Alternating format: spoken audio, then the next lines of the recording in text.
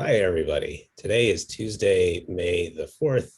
This is the Kubernetes SIG Testing bi-weekly meeting. I am today's host, Aaron Krickenberger, also known as Aaron of SIG Beard, also known as SpiffXP at all the places. During this meeting, which will be publicly posted to YouTube later, we're going to adhere to the Kubernetes Code of Conduct, which basically means we're going to be our very best selves to each other. If you have a problem with the conduct of this meeting, please reach out to conduct@kubernetes.io, or you are also welcome to reach out to me privately on Slack or spiffxp@gmail.com. Okay, so having said all that, I will go ahead and post the agenda again in chat for those who have joined a little late. And today I will be handing us off to, I don't know your, Arsh, cool, that is your name and your handle. I'll be handing us off to Arsh, Arnaud, and Vladimir to talk about a couple different things. So with that, Arsh, take it away to talk to us about DepStat. Sure. Okay. So, hi everyone. I'm Arsh. I'm a student from India. I was working with DIMS on via the Linux Foundation mentorship program, and we were working on this project DevStat, which was created to analyze the dependency updates which get made to Kubernetes. So the initial idea was that whenever folks make a PR to the KK repository, they sometimes accidentally end up bringing in dependencies which are not in the code base and thereby complicating things. And one of the maintainers have to ping them that like if they are bringing stuff which is not at all necessary and can be trimmed, so one of the maintainers has to ping them that please get rid of this. So the idea was that we could automate this process. So for that, we created DevStat, which basically runs on any Go modules enabled project and gives you certain statistics based on that, like total number of dependencies in the project, or number of transitive dependencies, or the length of the longest dependency chain, that sort of thing. So when DevStat was completed enough so that it could be used, the way we planned to integrate it with the KK repository was having update and verify scripts, and there would be a JSON file with the initial stats.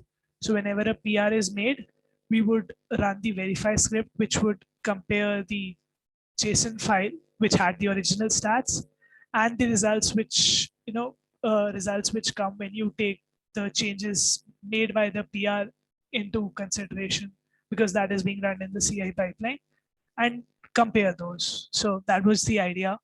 And I'll drop a link for everyone so that you can see the PR.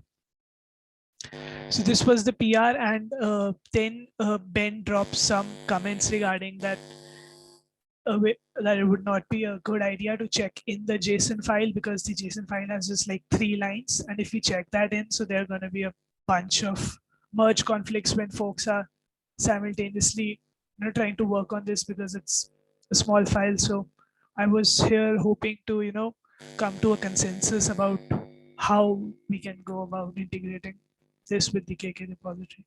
Ben left some notes, and I think I followed back with him on the Google group, but he, I think, didn't get a chance to respond. So I was hoping if we could talk about that here. Sure. I can riff based on what little knowledge I know, but if other people have better ideas, please jump in.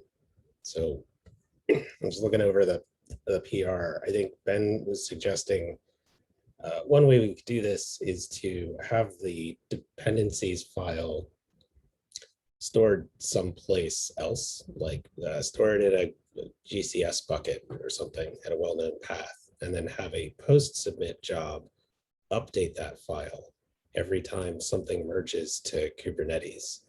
And so PRs would then need to rerun if that file changes to catch sort of the latest state of what is in head, I guess.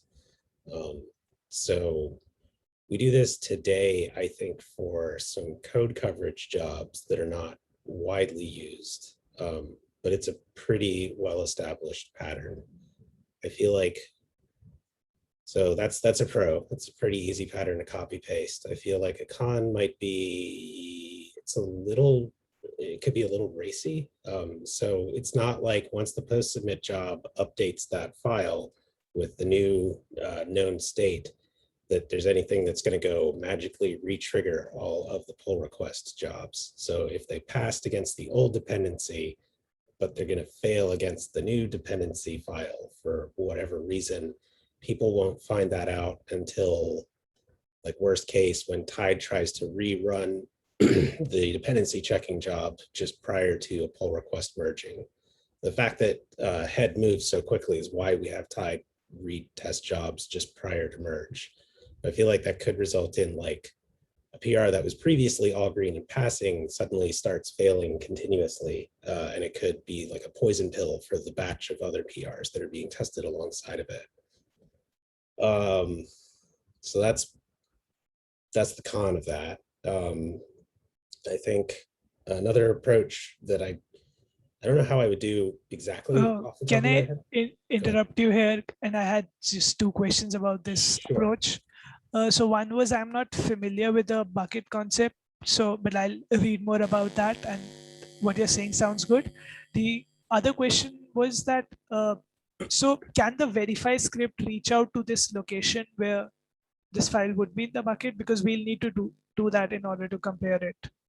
Yes, so the idea is there's a command line tool called gsutil that can be used to copy and cat files in GCS. And so the idea is the CI job would run with sufficient privileges to be able to write to a GCS bucket, but that the bucket would be set up so it's world readable, so that anybody could take a look at the contents of that file if they're, like, developing locally or whatever. Yes, thank you, Arno. So it's pretty well-known command line utility, and that's how I would do that.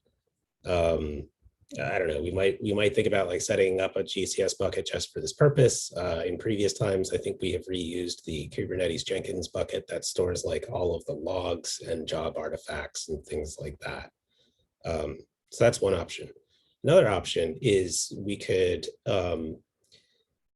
pay the cost of recomputing the dependencies of the known state every time. So when you make a pull request, the prow job has a specification that's like, what's the branch that I'm basing my pull request off of, and then what's the branch that I'm trying to merge into. And so given that information, you should be able to have a script that could be like, well, I know what branch I'm basing off of, so let me go compute the dependencies on that branch, and then let me compute the dependencies based on the merged commit, and then diff the two results.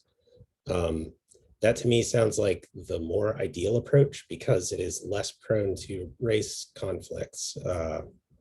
But I could see that might be a little bit more work to implement, just because I'm not sure off the top of my head exactly how you would get at that information, where you would find the structs. If you'd have to kind of, prow jobs with the decorate true flag sort of just magically give you a commit you would expect for pre-submit or post-submit or a periodic job. You're just, like, dumped in the working directory of the repo you expect at the commit you expect, where the approach I'm suggesting is you're going to have a script that, like, git checkouts this thing and then git checkouts this other thing, or you'd have to have depstat be smart enough to, like, run not against a local commit, but against some sort of remote thing.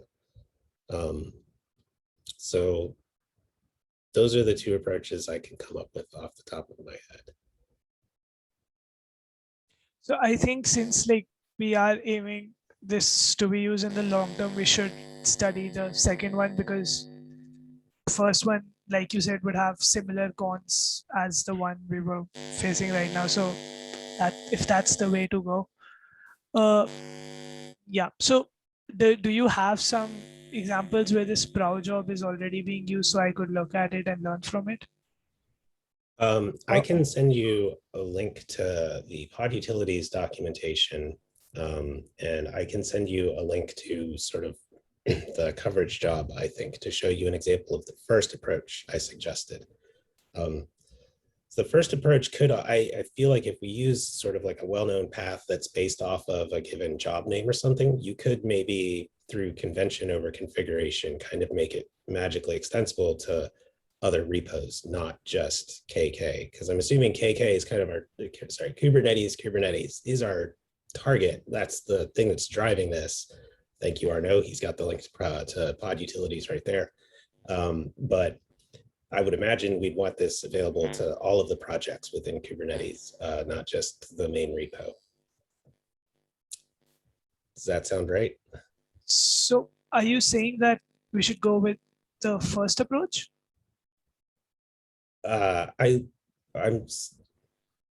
would like to see the second approach personally. I'm just trying to give you the pros and cons of each approach. That's all. Yeah, so that's what I was thinking, right? Because like the con of the first approach, I think, is significant enough for us to not consider it, and let's go with the second one. Sounds good. Okay.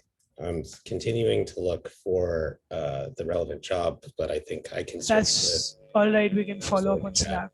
Yeah. That's not a problem. Cool. Thank you so much for this. This is all I had to ask. Yeah. I think, Ben, maybe you came in late, but I was sort of trying to describe both the submit uploading file, the GCS approach, and then another approach where we compute sort of the thing we're going to diff against on the fly, if you have any opinions on either of those. I guess the main upside to pre-computing and storing it somewhere is that you can like casually peruse the results without computing them again. Right. Otherwise, I guess the thing I'm missing is from the stats I saw so far, is the purpose of this to track stats over time, or is the purpose of this to like enforce something in pre-submit? Because most of the stats I saw so far didn't look like things that we would enforce in pre-submit, like the maximum dependency depth or something. So it's not, the primary focus is not to track the stats over time. I mean, we are able to do that, but that's not what the primary goal is. I think it is like Dim's also mentioned earlier, it is to let the folks know who are making the PR that you're bringing in some dependencies or too many dependencies with the changes you make. And so this is what we discussed in the SIG architecture meeting, and the max depth of dependencies is something what Liggett mentioned would be interesting to observe. So that's when we like decided on these three metrics. So it would be sort of a pre-submit job. Okay, well, this also sounds like something that wouldn't be part of verify then, because we would probably want it to like comment or something.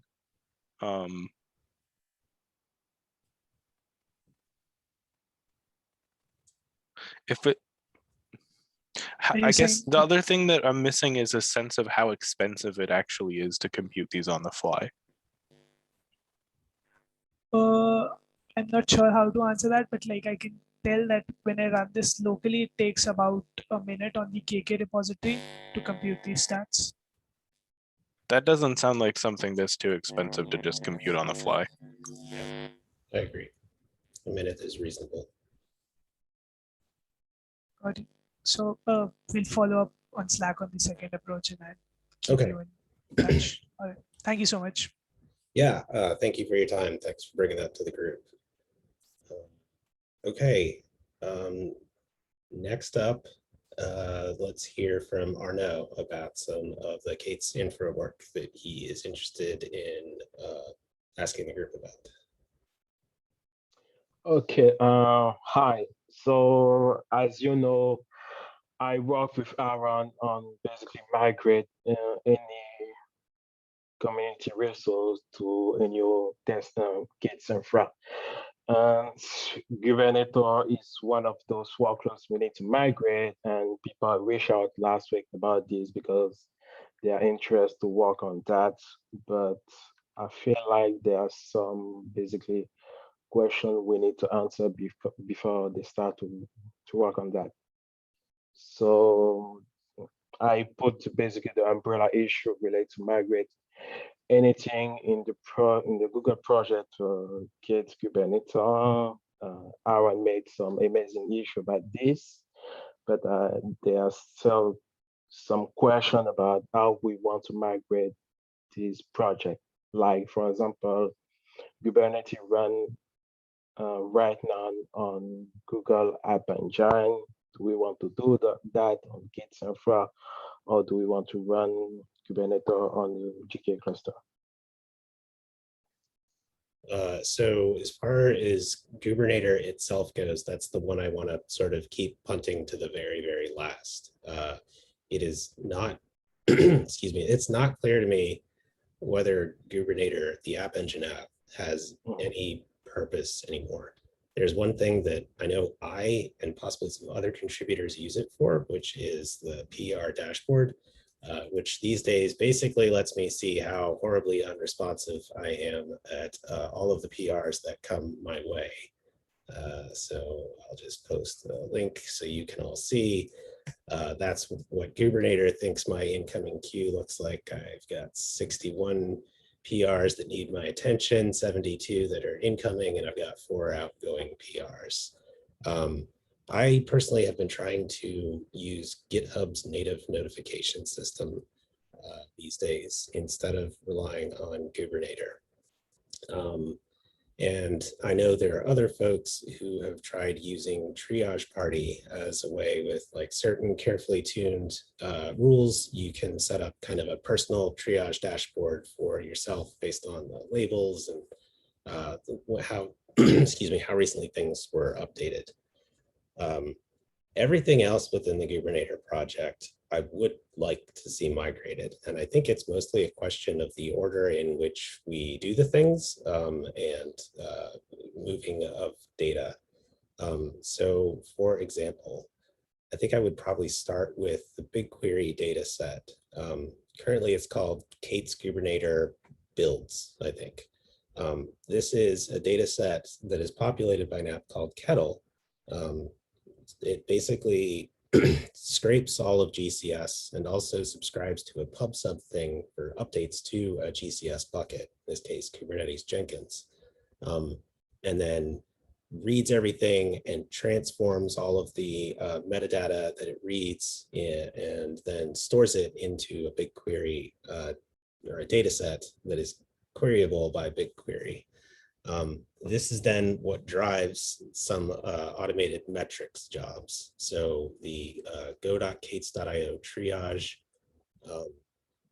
dashboard is driven entirely off of query results from this data set. We also have some jobs that compute flakiness, like the top n flakiest tests for the top n flakiest jobs on a weekly basis, which has been really useful during burn down to identify like what are the worst flaking tests that we should fix. It helps us kind of identify which tests are like release blockers to fix and which tests have kind of always been this way, sort of deal. And then it's also used to compute some of the metrics that we can use to include or exclude jobs from the release blocking set of jobs. So things like job duration, job pass rate, job frequency, things of that nature.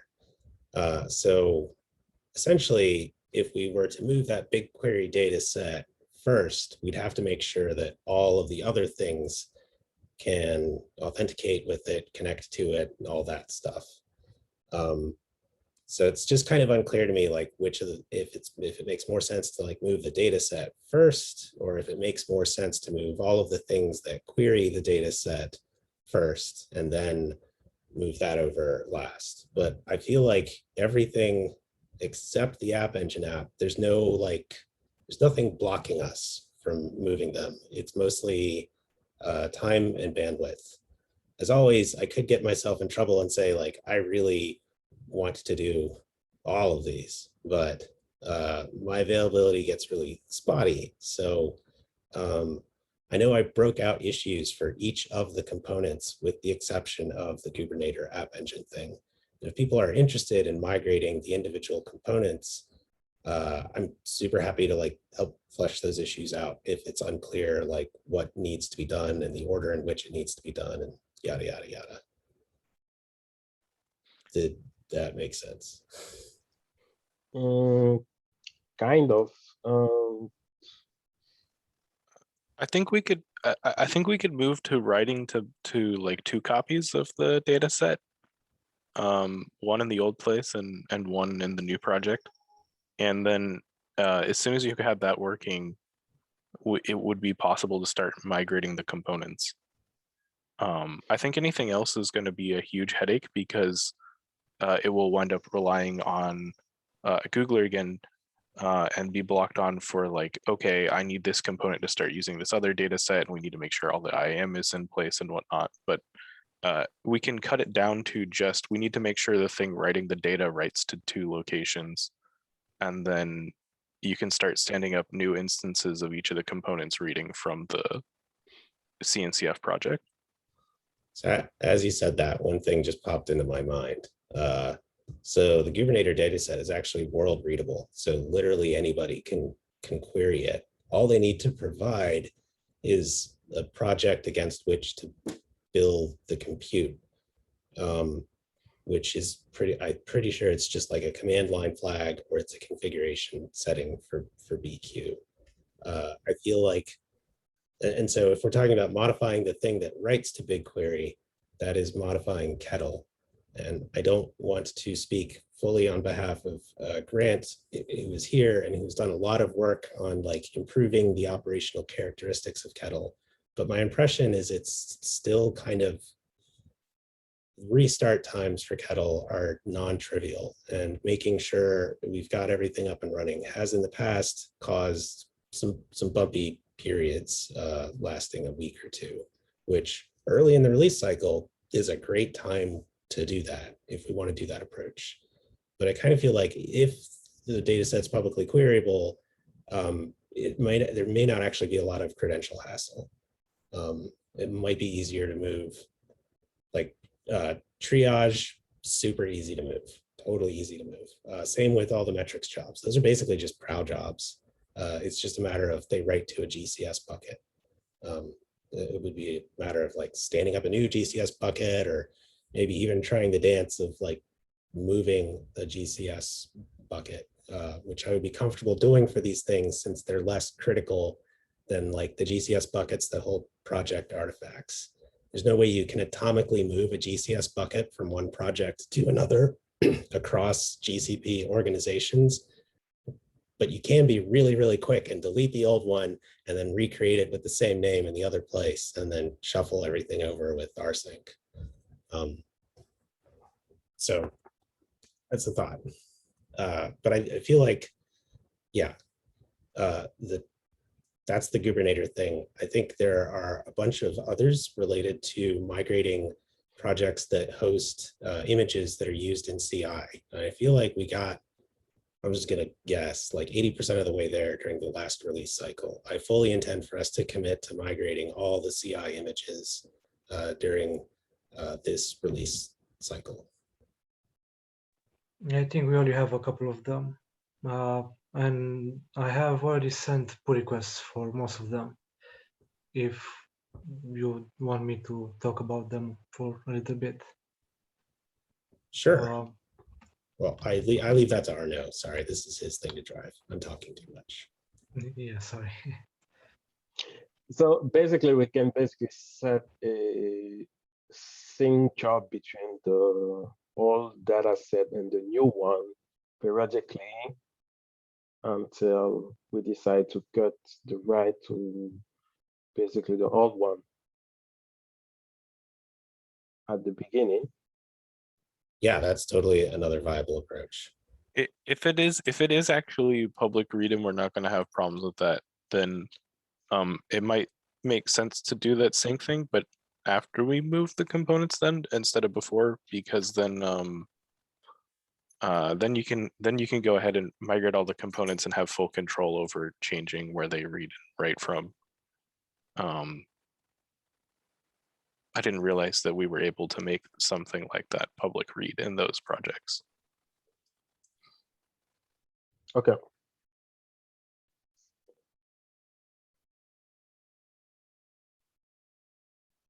We don't need to do a redirect in the basically in the metric, but in the trash bucket. No. So the GCS bucket, there is like a Go link that points to that, go.case.io. That'll be pretty easy to switch out once we're ready. And we've kind of done some stuff like that before. For last time we had an intern work on the triage dashboard, we had a total rewrite and ran the rewrite in parallel for a bit. So we already have some tooling to do like automatic upload of it and that sort of thing.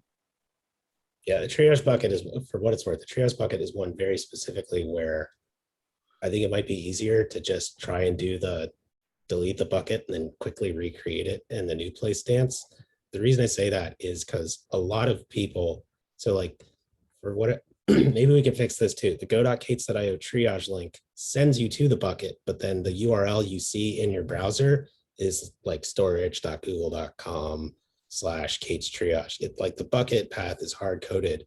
And so anytime anybody copy pastes that into PRs and issues and Slack and stuff, they've got the bucket name hard coded in there. And so I feel like that leaves us with one of two options. Either we keep the bucket name and try doing a dance to move the bucket to a different place, or we investigate whether it's possible to set up like the root URI of that bucket to act as a 302 redirect, the permanent redirect to the new bucket location. Either of those. Okay.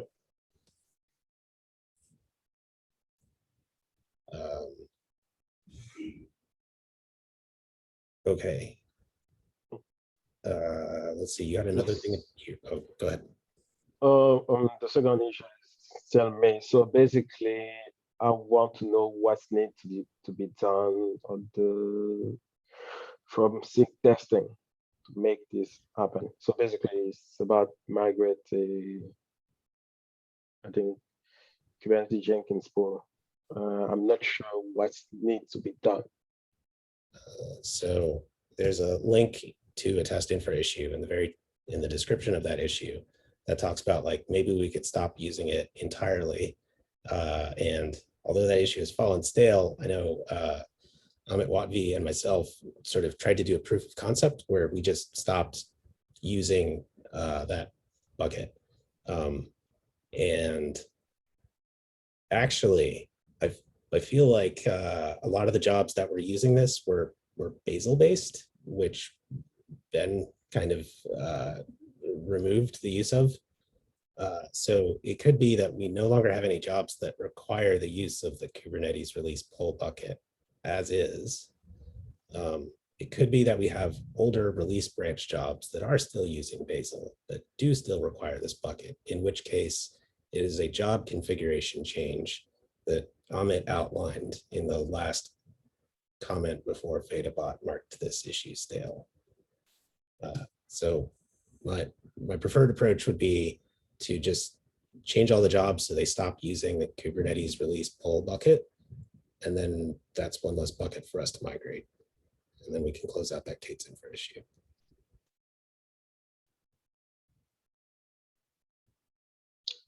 Okay. We'll take a look.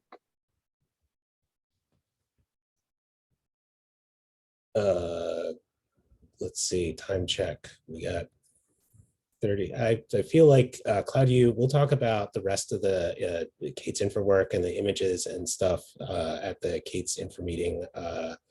After chatting with Arnaud, I'll make sure we kind of groom the board and sort of prep all that for discussion at the next meeting, because I want to, if we have time left over after Vladimir's thing, maybe we can talk about it, but I want to be respectful of Vladimir having signed up. Yep, sure. Okay, so Vladimir is here to talk to us about the E2e Framework subproject. Yes, it's been a while since I've come to this meeting, so I'm probably going to start reattending because of this effort. Last time I was here, I presented a document. Let me go ahead and share my screen so folks will know what I'm talking about. There you go.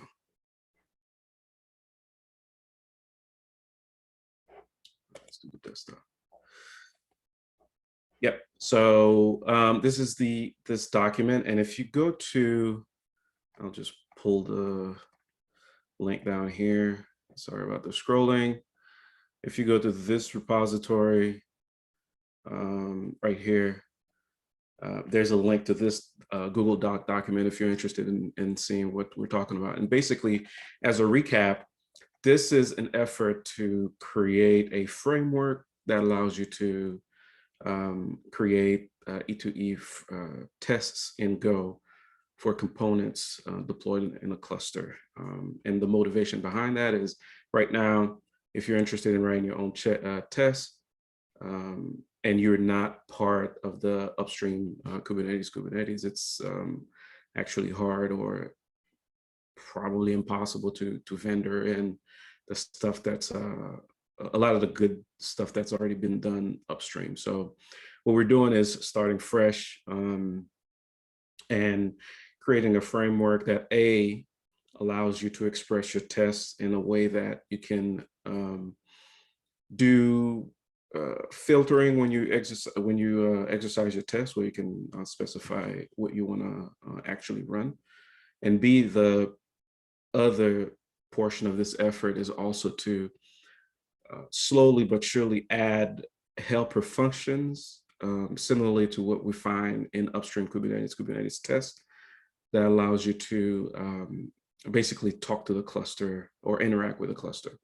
Right now, upstream Kubernetes has a large, what seems to be a large set of helper functions to allow you to do a number of things regarding any number of objects residing in the cluster. So what we want to do in the second portion of this effort is create something that provides some a collection of helper functions to help folks who are writing those tests. And the other reason why I wanted to come on is to announce that there is a first POC PR that's part of the actually the PR is still hanging out right now.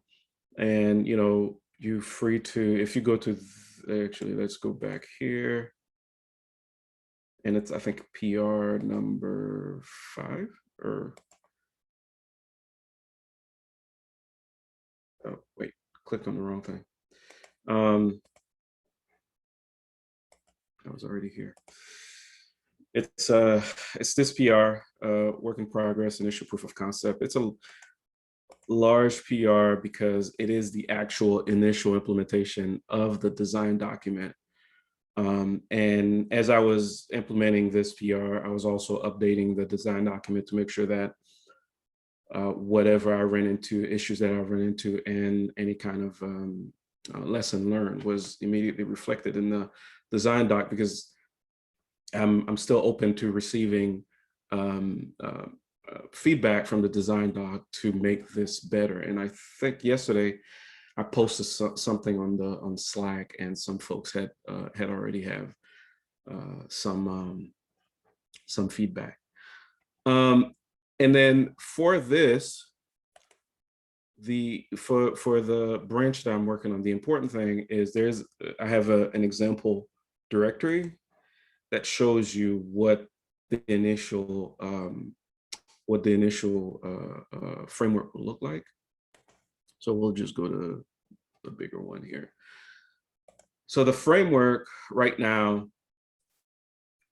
one thing it allows you to do is take advantage of the test main that is part of the Go test tooling.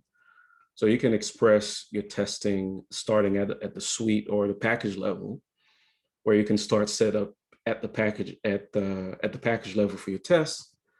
And you define a few callbacks. One of them is setup. The other one is finish for teardown.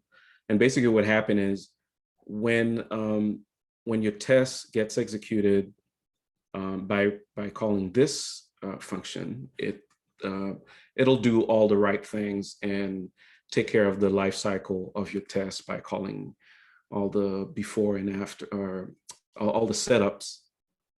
And then when your test is done, call the finish to do the teardown. Now, an actual test will look like this. Where is it? There you go. Let's look at this one. Something very simple I'm showing up here. So this is what a test could look like, where you express your test as a feature, you give it a name, optionally you can add a label, and the label is something to further to allow you to further do filtering at the command line if you didn't want to use the go-run flag, but you wanted to still do some kind of customized filtering as to what you want to run. And then you can pass an assessment, and this is basically a callback of the test that you want to run. And when you're ready, you call test, and test will exercise the assessment, but also call before and after test, which you define at the package level. And so, as you can see, it's intentionally the framework is kept simple because we want to lean heavily on the Go test framework as much as possible.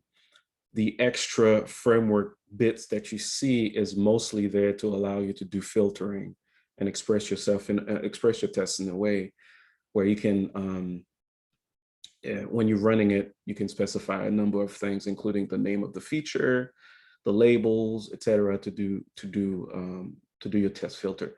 But the structure of the test is basically a simple Go test. We're not introducing anything else, and we're relying on what Go already has to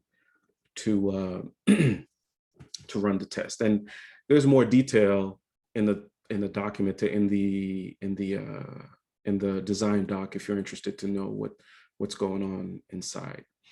And then the next set of effort we're going to focus in, as I said earlier, is the start looking around and study the type of helper functions that are already part of the E2e test upstream.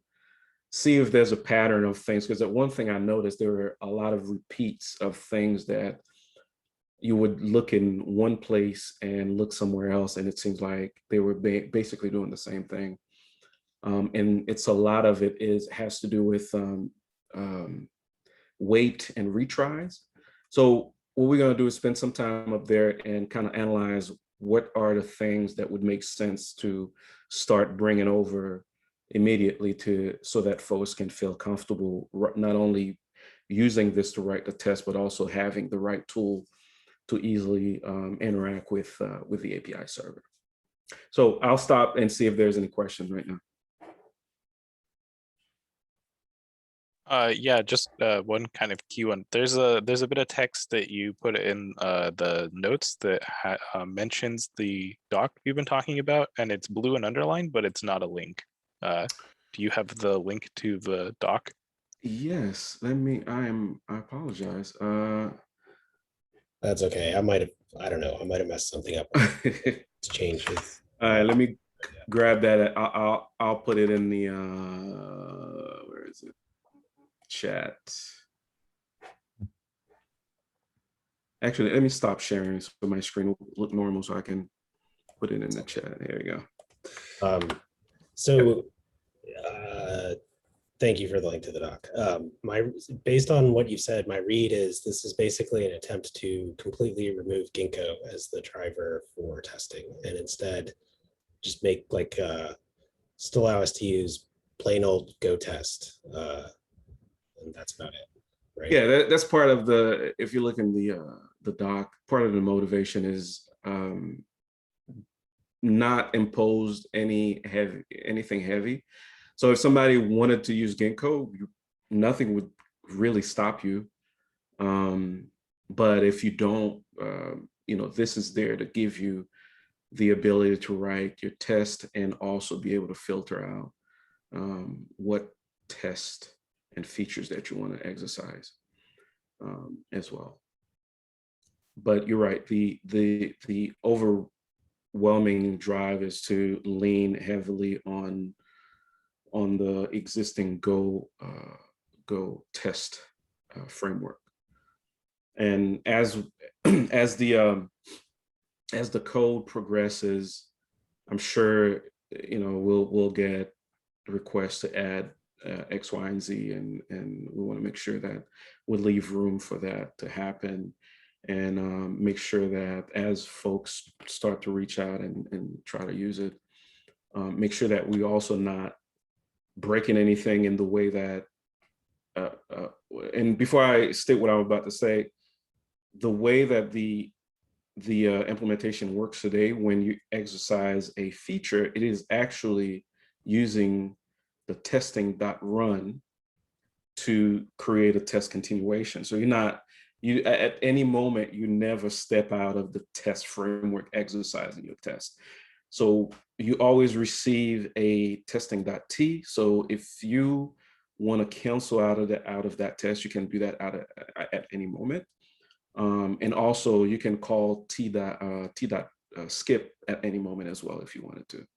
So like I said, we heavily relying on what Go is already provides to do this. And then another question I always get is, are we trying to replace what's already upstream? I don't think the first round of this is probably going to replace anything. This is mostly for folks that if you're writing something new, or maybe you have something you already in flight, and you were staring at the possibility of having to reinvent the wheel because of the difficulty of vendoring upstream Kubernetes tests. This could be an alternative for you to say, hey, I'll opt for something like this where I don't have to reinvent the wheel. And even talking to folks, both upstream and internally, one of the things that I'm finding out is the thing that's very important to folks is the helper functions. The fact that they don't have to, if you abstract out client Go and give folks nicely wrapped functions that makes it easy to talk to back and forth with the API server, I think that's going to be a big win too. Yeah. I don't know. I'm a huge fan of this. I don't. Thank you. I don't think I'm giving anything away that's too proprietary if I shock and surprise you with the fact that Google internally runs E2e tests against GKE, blatantly not with Ginkgo, and very much something that is basically just Go test with some helper functions to sort of set some stuff up. Right. It just happens to be tangled up enough with Google specific stuff that we've been unable to open source it. But I think this is exactly what people are clamoring for. I have, like, Ginkgo was the choice we made long ago. And I agree with your idea of just ignoring all of that for now and starting fresh I'm a Go developer, so give me the things that I'm used to as a Go developer. Absolutely. Look at all of the helper stuff we can extend. I think one of the craziest things that makes Ginkgo difficult to reason about is all of the before each, after each, and the order of evaluation of all of those things. So I'm just going to assume that these helper functions kind of do that in a more sane way. Because a testing T is available pretty much everywhere, I think that is a much better way of giving us something to hang off of. Exactly. I try to stay away from the callbacks and not be heavy about them. There is a before test at the suite level or the package level where you define in your environment, hey, before a test is ran, do this. But that's mostly, And I stay very faithful to how it's a very straight line graph. There's no dependency resolution or anything like that. It's a straight slice. Yeah. How it appears, how you define them, that's how it's going to get executed. So I think, I don't know. I won't give the wish list of things that like Ginkgo was close to providing us, but didn't quite. I think one thing I will share, I guess, is I feel as though our experience with the regular expressions for Ginkgo has taught us that those are really cryptic and difficult to understand why this particular set of regular expressions are being used for a given job. What is much clearer is just sort of include and exclude type stuff for labels, which feels sort of more like the go away, where you're like, I want to include these tags and exclude these tags, and I don't need to worry about like making sure that I match the entire name or the full word or just part of the word, whatever. But it could be that regular expressions prove useful in other ways. The other thing I'll say is on the helper functions. It's been a while since I've taken a look at them, but I think that it would be cool if the helper functions are things we could actually extract out and then import back into Kubernetes. I believe that there was an effort underway to make sure that like most of the helper functions are sub packages of the E2e framework package in Kubernetes. And I think most of them were, many of them were tried to be rewritten so that they didn't actually import anything underneath of them.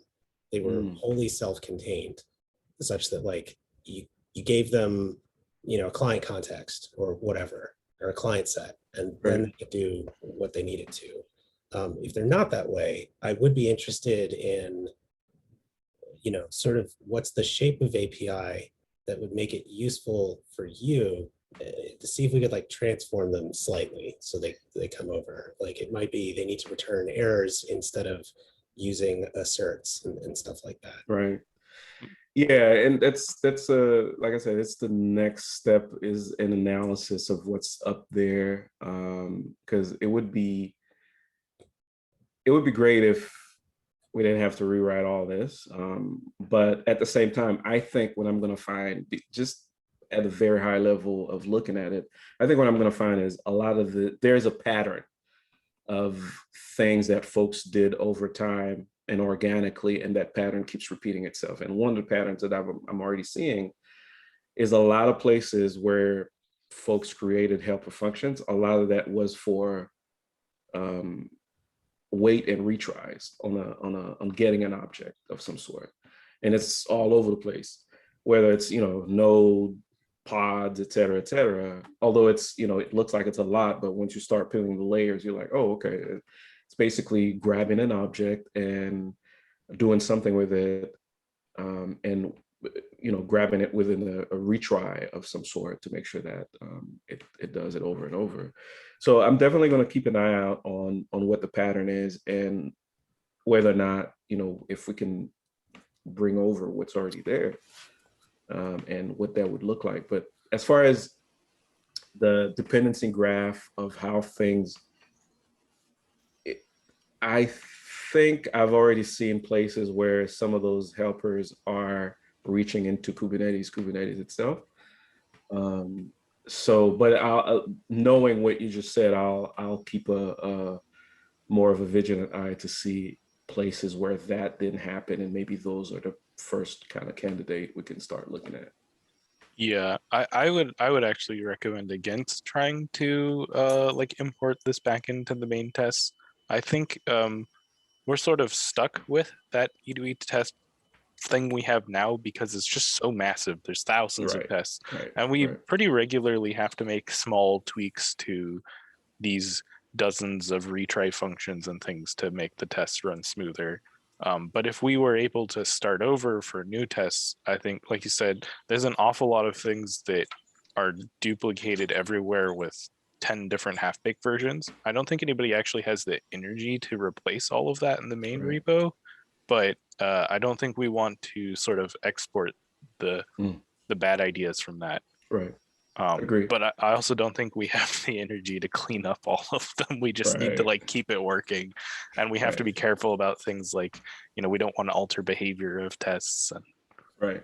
I think what I'm thinking is, you know, a helper function 2, for lack of a better term. But for now, it can live in the same repo where everything is together. But like I said, there are a lot of good stuff in what's already been done. Maybe we just use it as inspiration for things that is to come.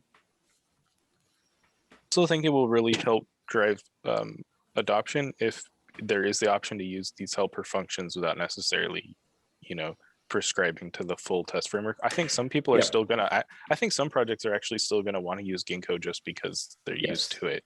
Yes.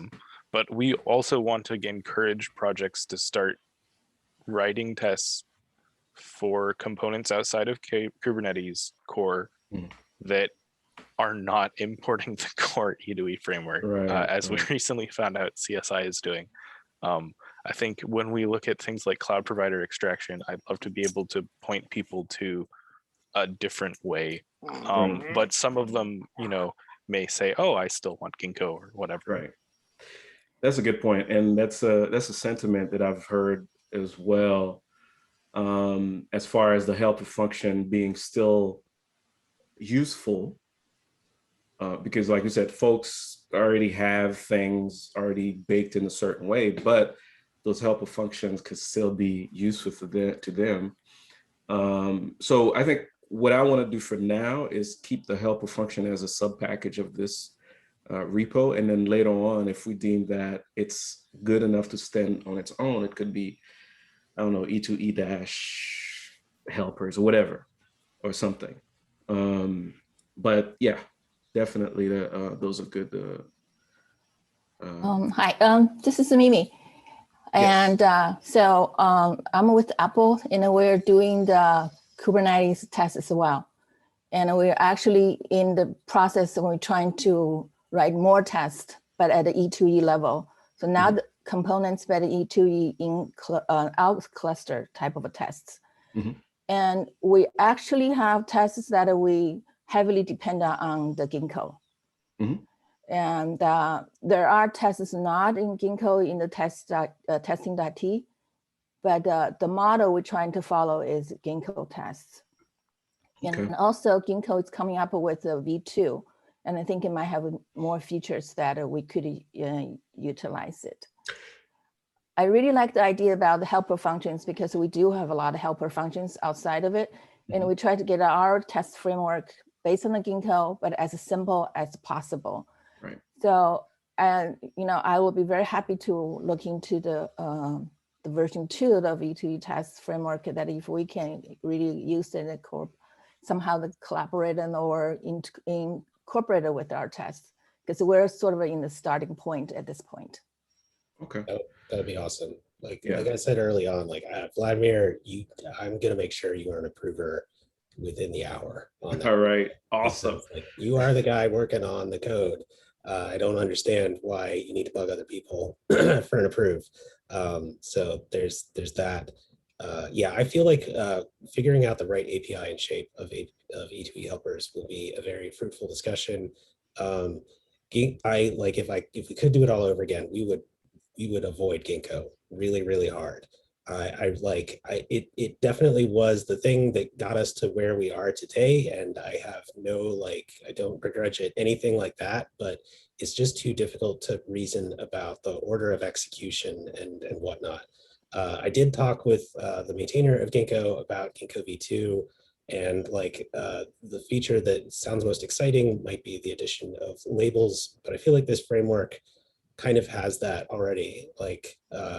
We started using like specific tags in the test names to fake having labels and stuff in our tests. And at the moment, I'm not sure I see a way for the Kubernetes repo to migrate to Ginkgo 2.0.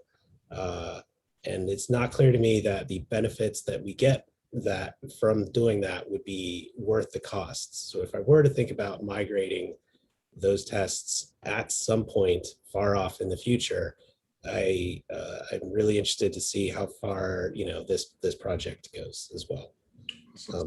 But yeah, I feel like, you know, I'm a big fan of merge and iterate. So if you feel like your proof of concept PR is more or less like workable, they're just things you want to improve, I feel like it would be a good time to maybe merge it and open up issues for the things you want to improve.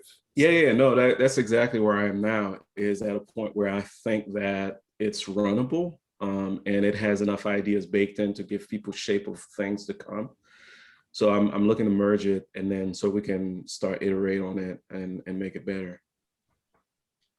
I have a couple of questions, if I may, Absolutely. regarding the framework itself. Okay. At this moment, are you able to exclude tests just by a given name or something like that? For example, let's say some test is starting to flake a lot in the CI. A lot of PRs fail to merge because of that. Would you be able to just add that test to be skipped or something like that without having to send a pull request for that to KK? Oh, I see what you're saying. Right now, today, there's no specific or explicit, I should say, exclusion based on any of the meta information around the test, like the label or like the name of the feature. But that could be something we could put in right away, and make sure that it's added.